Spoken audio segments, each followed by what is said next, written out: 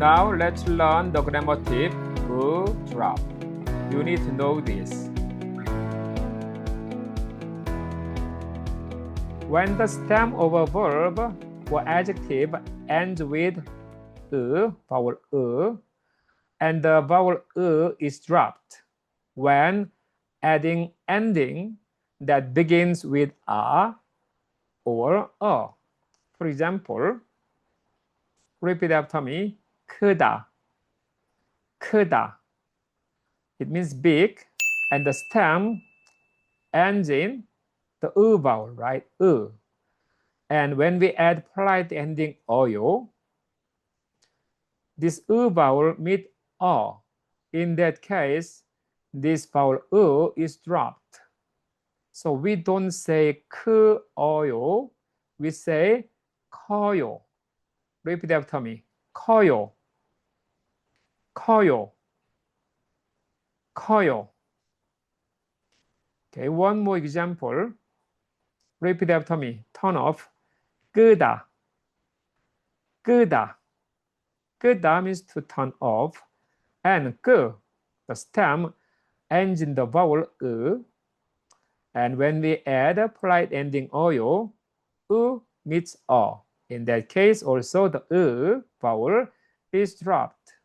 So we say 꺼요, not 끄어요. We say 꺼요. Repeat after me. 꺼요, 꺼요, 꺼요. 꺼요 means turn off. So this is the grammar rule, drop. Let's look at some example sentences using this rule, drop. Okay, the first one, repeat after me. 신발이 정말 커요. One more time.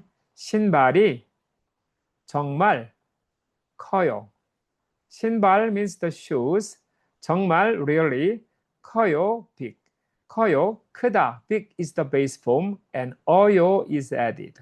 So 커요. drop, right? is dropped and we say 커요. 신발이 정말 커요. The shoes are really big. Okay, next one. Repeat after me. 스위치를 꺼요. One more time. 스위치를 꺼요.